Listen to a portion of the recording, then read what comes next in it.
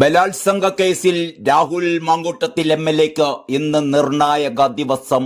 സംസ്ഥാനത്തിനകത്തും പുറത്തും രാഹുലിനെ പോലീസ് തിരയുന്നതിനിടെ മുൻകൂർ ജാമ്യാപേക്ഷ തിരുവനന്തപുരം ജില്ലാ സെഷൻസ് കോടതി ഇന്ന് പരിഗണിക്കുകയാണ്.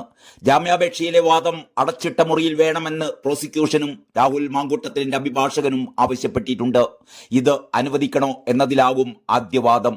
തനിക്കെതിരായ പരാതിയിലെ ആരോപണങ്ങൾ കെട്ടിച്ചമച്ചതാണ് എന്നാണ് രാഹുൽ മാങ്കൂട്ടത്തിലിന്റെ വാദം. പീഡന ആരോപണവും ഗർഭചിത്രം നടത്തിയെന്ന പരാതിയും മുൻകൂർ ജാമ്യാപേക്ഷയിൽ രാഹുൽ നിരസിച്ചിട്ടുണ്ട്. ഇതിനായി ഡിജിറ്റൽ തെളിവുകളും രാഹുൽ ഹാജരാക്കിയിരുന്നു. എന്നാൽ ഇതിനോടകം രാഹുലിനെതിരെ തെളിവുകൾ പോലീസ് ശേഖരിച്ചിട്ടുണ്ട്. പാലക്കാടും തിരുവനന്തപുരത്തും വിശദ അന്വേഷണം പ്രത്യേക സംഘം നടത്തിയിരുന്നു. ഇന്നലെ ഒളിവിലുള്ള രാഹുലിനെ തേടി പോലീസ് സംഘം കർണാടക തമിഴ്നാട് അതിർത്തിയായ ബംഗളൂരിലെത്തിയെങ്കിലും രാഹുൽ അവിടെ നിന്നും രക്ഷപ്പെടുകയായിരുന്നു. ബംഗളൂരിലെ റിസോർട്ടിലാണ് രാഹുൽ ഒളിവിൽ കഴിഞ്ഞിരുന്നത് എന്നാണ് പോലീസ് പറയുന്നത്. തമിഴ്നാട്ടിലും കർണാടകയിലും രാഹുലിനായി പോലീസ് അന്വേഷണം നടത്തിക്കൊണ്ടിരിക്കുകയും ചെയ്യുന്നു. അതേസമയം വീണ്ടും ലൈംഗിക പീഡന പരാതി ഉയർന്നതോടെ രാഹുൽ മാങ്കൂട്ടത്തിൽ എംഎൽഎക്കെതിരെ കൂടുതൽ കടുത്ത നടപടികളിലേക്ക് നീങ്ങുകയാണ് കോൺഗ്രസ് എന്നാണ് കരുതേണ്ടത്. വീണ്ടും പരാതികൾ ഉയർന്നതോടെ പാർട്ടിയിൽ നിന്ന് രാഹുലിനെ പുറത്താക്കണമെന്ന ആവശ്യം ശക്തമായിരിക്കുന്നു. നേതാക്കൾ കൂടിയാലോചന നടത്തി ഉടൻ ഇക്കാര്യത്തിൽ തീരുമാനമെടുക്കുമെന്നാണ് പ്രതീക്ഷിക്കുന്നത്.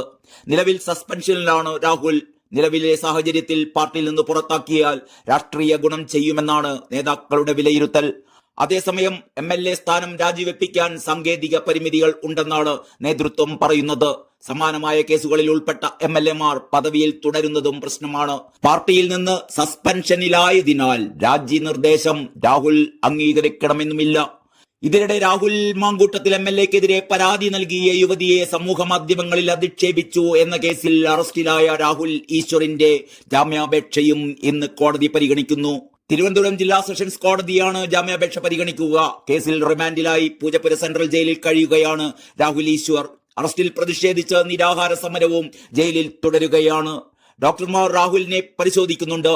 അറസ്റ്റ് നിയമവിരുദ്ധമാണ് എന്നും ജാമ്യമില്ലാ വകുപ്പ് ചുമത്താനുള്ള കുറ്റം താൻ ചെയ്തിട്ടില്ലെന്നുമാണ് രാഹുൽ ഈശ്വറിന്റെ വാദം. പരാതിക്കാരിയുടെ പേരോ വിവരങ്ങളോ താൻ പരസ്യപ്പെടുത്തിയിട്ടില്ല എന്നും രാഹുൽ വാദിക്കുന്നു. ഇക്കാര്യങ്ങളൊക്കെ ചൂണ്ടിക്കാട്ടിയാണ് ജാമ്യാപേക്ഷ.